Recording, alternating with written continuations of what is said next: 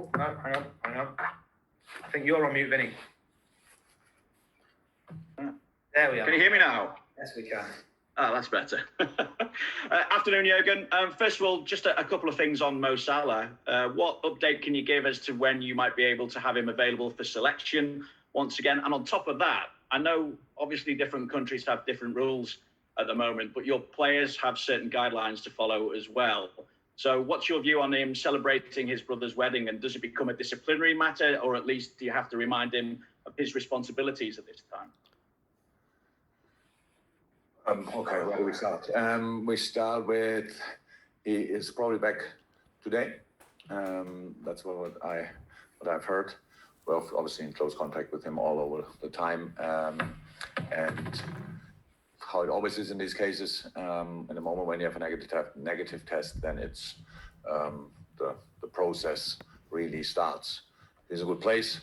He feels well. No symptoms, and so that's all fine. The other thing, there's absolutely nothing to say in public about, to be honest. All the things I have to talk to my players about, it's nothing for the public. But what I can tell you, I was in the summer in Germany. A friend of mine had moved his birthday party only because of me, because he knew I'm in Germany. 50 people attended there. I decided in the last minute not to go. So, and that was only a birthday party, because and it was allowed in Germany. It was allowed in Germany at that time. It was outside, all that stuff, but I didn't go. So that's only one situation. In other countries, in other situations, there's more social, I'm not sure if the right word, but kind of pressure on you and stuff like this. And the brother's wedding is a very special moment. What I can say about my players, they are incredibly disciplined. All, I have to say, when I speak about all football players in general were very incredibly disciplined. There were some cases, of course, but they really know about the situation. But sometimes it doesn't work out like this, and something happens, and now we are in the situation we are in. But all the rest is just between Mo and me, and we did that already, so we are fine. On top of that, of course, you've sustained further injuries during the course of the international break. So I don't know whether you want to go through them one by one. Obviously, big disappointment with Joe Gomez being injured. First of all, how's he recovering? Oh, again, tough one. But the surgery was successful, and so he's now already recovering first from the surgery and then from starting the rehabilitation. But he's with his family, so he's in the best possible place, I would say. And yeah, that's it pretty much. So rehab started now. That's how it is. When after surgery you count from that moment on backwards, and we help as much as we can. But for the first few days, all of the boys after surgery, you probably feel pretty alone. That's how it is. But when you have your family around, and that's in this case the case, then it's all good, or as good as possible. That's it. And the others to go through, obviously Jordan Henderson, Trent Alexander-Arnold, Fabinho, Thiago, Reece Williams. Will they be available this weekend? We will see. Oh, Hendo not, Trent not. That's clear. And all the rest we will see. So. But who are the others? I said, yeah, Jordan, Trent, Fabinho, and Thiago. Where are they at? Yeah, in a good way. Ox in a good way. So they're all closer, but we will see if it's close enough for the weekend. And finally, for me, Jurgen, I just wonder, how much of a threat do you see Leicester in the season's title race? Brendan has had injuries to deal with himself as well, yet there they are, top of the league, flying at the moment. Yeah, of course they are in. It's the 8th match day, and Leicester showed not only last year how good they can be, and this year again changed their style slightly. Had to, maybe because of the injuries they had. Dealt really well with it. Good example of how you can deal with the injury crisis, whatever. Really did really well. Are in a good moment. Have a clear idea how they want to play. And that's a tough one. And so, of course, they are contenders for everything that they were last year for a long, long period. And this year they are more experienced in the situation. So, yeah, of course. Fantastic. Okay, Mandy from Premier League Productions. Mandy. Hi there, Jurgen. Hi. Jamie Vardy, of course, has a great record against the top teams, as I'm sure you know. What do you think it is about him that makes him so difficult to stop? His speed, first and foremost, that probably is incredible, and how he uses that, how smart he is, how he developed his game over the years. He's a massive threat for everybody. He really gambles in a good way with the last line, is taking the risk in these situations, but that his technical level is really good as well. So not only the finishing, but all the rest, first touch, all these kind of things. Jamie is a proper player, I have to say, and so yeah, it's always a challenge to defend him. And the only way I know to defend him is to make sure that he gets not a pass he wants. So that means we have to defend all the others as well. And just another one, we're doing a feature on leadership, so asking quite a lot of managers about that. In your opinion, what's the most important trait when it comes to leadership and management? Listening.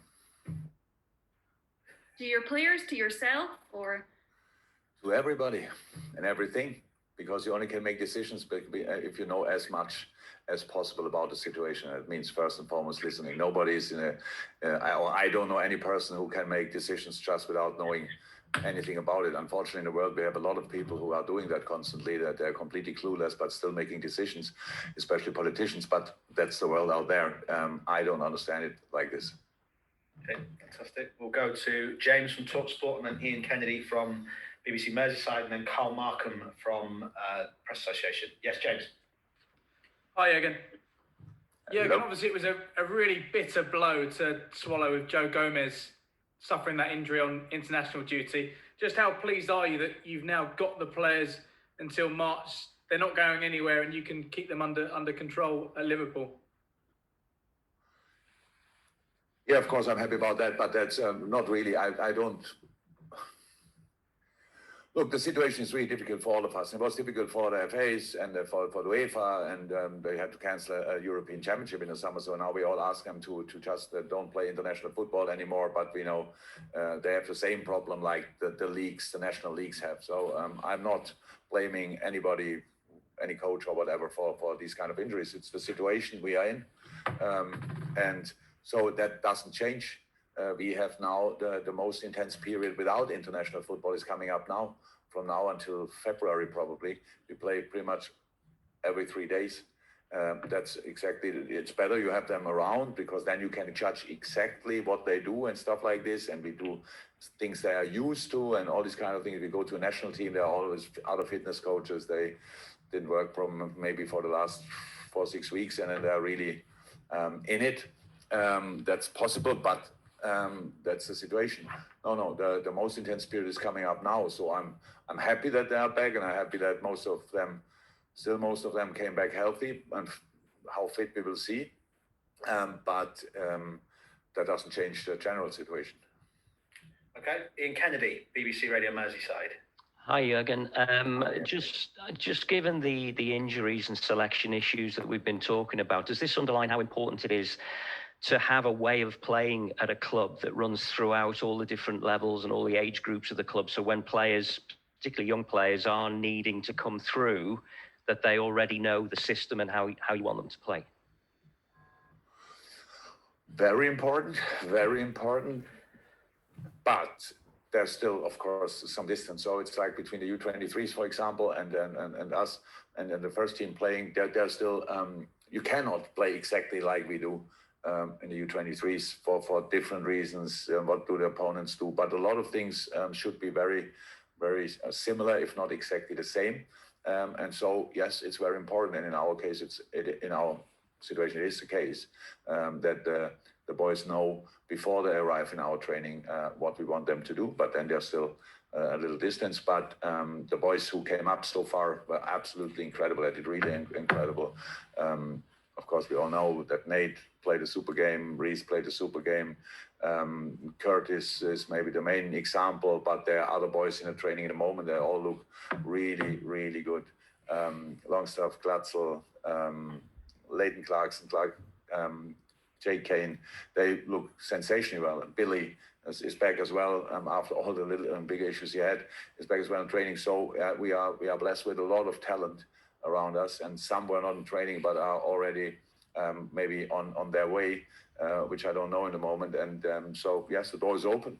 In our situation especially, the door is open, but the door is always open, and it helps when you have the same idea of football. Thank you, Ian. And then we'll go to Carl Markham, and then we'll finish with on the open part of the press conference with Per from TV2 Norway. Carl first. Hi, Jurgen. Hi, Carl. Hi. I know you mentioned before that we're in a unique situation with this season now playing, but have you ever had to deal with an injury situation like the one you've got at the moment? And how do you approach sort of planning for 3 games a week when it's like this? Taking it game by game doesn't work in a different way, because if you think about the next game before you play the game in front of you, then you have no chance in that game, and that makes no sense. Then you have completely different problems a few days later. So it's just game by game. That will never change. And no, not with exactly the same injury situation, of course not, but similar. And there's no season when you have no problems with injuries. It's always the same. But in our situation, it's slightly different, that a lot of players on the same position get injured and seriously injured, and that makes it, of course, tricky. But nobody here feeds, not at all, any kind of self-pityness or whatever. I'm not sure if it's the right word, but we don't feel sorry for ourselves. It's a situation. In a moment when you get the information, then it's a moment where that hits you really. But a minute later, you are already in the solution process, and that's exactly where we are very long in that already. And so now we have players available, and I always said, as long as we can field 11 players, we will fight for the 3 points, and we will line up 3 players on that. I can promise that, at least for Sunday, and then we will fight with all we have. You say you don't feel self-pity, and you never would do, but can you use it in a motivational way for the players who are fit, in terms of this situation we've got, we need to pull together? Of course, but it's not here.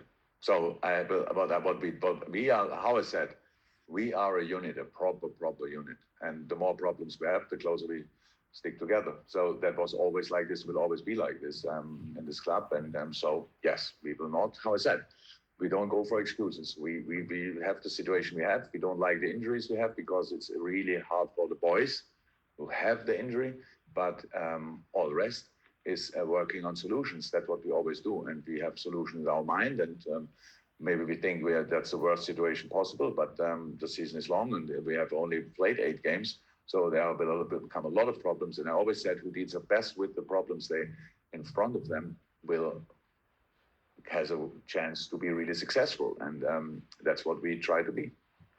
Fantastic. And just before we go to you, Per, could the guys who are going to be in the first embargo, which we'll go to after this question, start using the hands-up mechanism now, which is the daily papers, please, or the daily publications. But Per, your question to finish the open part of this press conference.